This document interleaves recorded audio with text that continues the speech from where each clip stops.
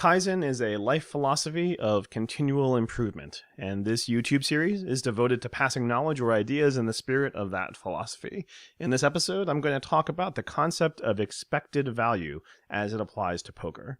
Like anything, there are a lot of steps to master to go from being an okay poker player to a great one, and, like anything, it takes time and practice. But even if you don't ever plan on quitting your day job to try to be the next winner of the World Series of Poker, adopting Kaizen as a life principle means that you can always try to improve your skills at a microscopic level, just one step at a time. So hopefully this video will help you the next time that you're at a local house game or you're at the poker tables in the casino.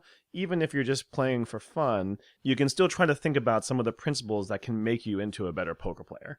And one of the fundamental ways to do that is to understand the concept of expected value. Expected value is something that's used in general mathematics, but in poker, it boils down to the amount of money that you should expect to win or lose if you were to play out the same probability scenario an infinite number of times.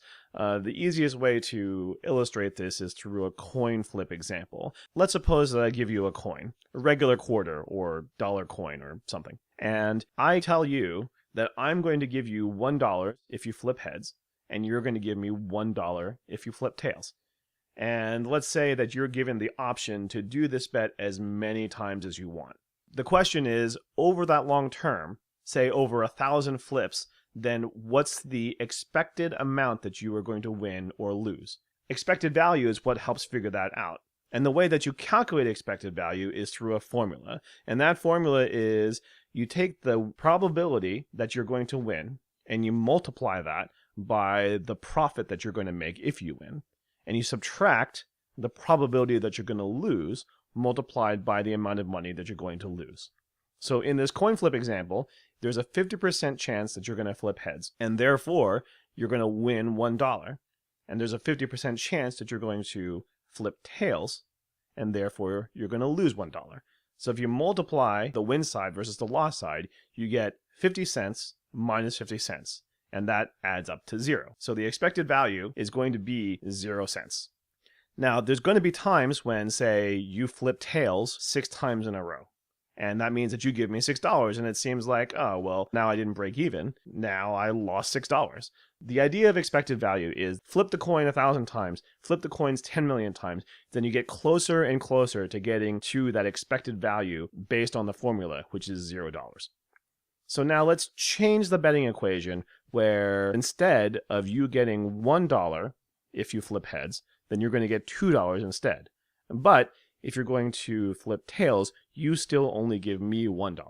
If you put that into the expected value equation, that means that the probability of you winning is still 50%, but the amount that you win is going to be $2. That value is going to be $1 instead of 50 cents.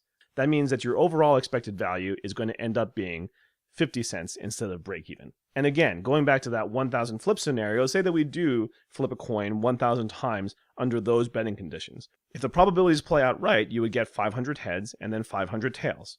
Over those 500 heads, you win $1,000. And over those 500 tails, you lose $500. So the net profit ends up being $500. The $500 profit divided by those 1,000 flips, that net expected value is equal to 50 cents. Expected value in poker works in a lot of different ways, but the one that's closest to the coin flip analogy is that if you're drawing to a strong hand and someone has presented you with a bet. I'm going to give a basic example, but this assumes that you have at least a passable knowledge of how no-limit hold'em works. If you don't, then I'm going to put a link above somewhere that talks about how hands play out and how the betting structure works. So go watch that video and then come back to this one. Say that you're holding a hand of ace of diamonds and queen of diamonds, and the flop is showing 2 diamonds on the board. There's $80 in the pot, and the person ahead of you, who gets to act first, only has $20 left in front of him, and he decides to go all in. Should you call or should you fold? To answer that question, there are 2 things that you need to calculate. The first is, what are the odds that the 3rd diamond comes out on the turn or the river and makes your nut flush? And the second is, what are the odds that are being presented you in the actual bet? So to answer the first question, there's a math equation to determine the probability that a diamond is going to come out on the turn and that a diamond is going to come out on the river. You count how many cards are going to make your flush, and then you divide that by the number of cards that are remaining in the deck. There's 3 cards that are revealed and 2 cards in your hand, and that means that there are 47 cards that you don't know anything about left. There are 2 diamonds that are on the board plus 2 in your hand, and that means that there are 9 diamonds left to come. So you divide 9 by 47 cards left in order to figure out if a diamond is going to come on the turn. If it's not a turn, then you still have 1 card left to come. Then you need to divide 9 by 46, and that tells you what the probability of a diamond card comes on the river. Add both of those together, and you get a percentage that's pretty close to 36%. Because the number of cards left to come are close to 50, then there's this rule in poker that simplifies the formula from the 47 and the 46. Count the number of outs that you have and multiply that by 2. That gives you a pretty close idea of what the probability is for that card to come. If you have 2 cards left to come, both the turn and the river, then you can multiply it by 4. So if there are 9 diamonds left in the deck that can make your hand, and you have 2 cards left to come, then between those 2 cards, you have a 36% chance of one of those diamonds coming out. If you only have 1 card left to come, then you have roughly an 18% chance. Now, you take that person that has made that $20 bet with $80 into the pot. You have to call $20 in order to try to profit the $80 in the center of the pot plus the $20 that that person has gone all in. To calculate that expected value, you plug in that same formula and you say the win percentage of the hand is going to be 36% and the profit that you make is going to be $100. You subtract that by a 64% chance that you're going to lose multiplied by the amount of money that you lose, which is $20.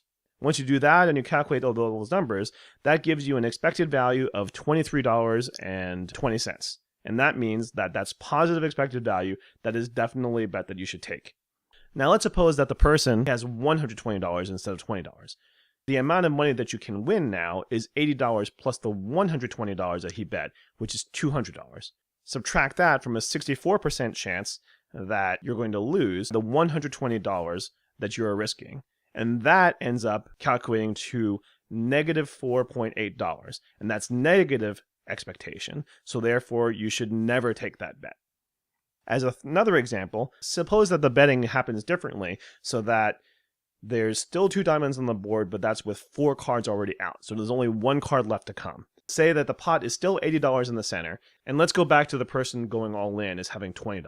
So instead of it being a 36% probability of winning, now it's an 18% probability of winning. The chance that a card is not going to hit is now 82% instead of 64%.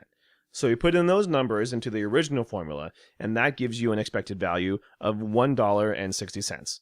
So that's still a positive expected value, but we don't even have to increase the all-in bet to 120 like we did with 2 cards left to come in order to create negative value. If you make the all-in amount on the river $50, then that ends up being an 18% chance to win $130 minus an 82% chance to lose $50. And that creates an expected value of negative $17.60.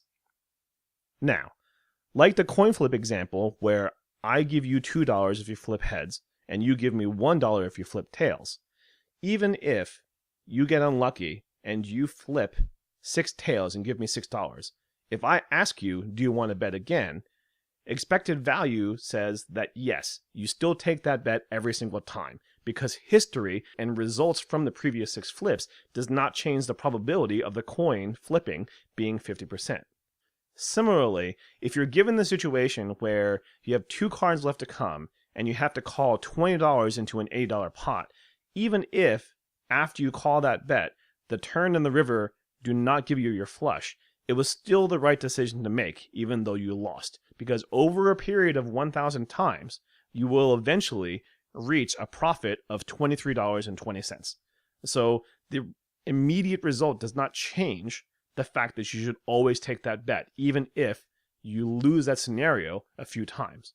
If you end up calling a $120 bet with 2 cards left to come, and you end up catching your flush on either the turn or the river, then that's still the incorrect call to make, because over 1,000 times through that scenario, you would end up losing $4.80. That's probably the fundamentally most important lesson that you can take Focus less on the immediate result. Focus instead on what the expected value of any given situation is going to be. Now, actual expected value in poker is not that simple. It becomes much more complicated when you're not dealing with all-in situations. You have to start to take into account the difference between absolute odds versus implied odds. It also becomes more complicated if you're not drawing to the nut hand. Say instead of having ace of diamonds and queen of diamonds, you only have six of diamonds and seven of diamonds. Then you might have to factor in the possibility that your opponent might have a higher flush draw than you, so that even if you make your hand, you could still potentially lose. That's where the psychology of understanding what sort of hand your opponent might have comes into play. But all those things relating to implied odds or getting a read on your opponent and trying to put them on a range of hands is something to be saved for the next lesson. And yeah, that's about it. If you like what I'm doing here with this series, then please consider giving me a like and subscribing to my channel. If you have any suggestions for any future topics or any feedback about the stuff that I've done, then please feel free to leave me a comment as well. I very much value user feedback and take any comments that I get very seriously. Thanks very much, and I'll see you on the next episode.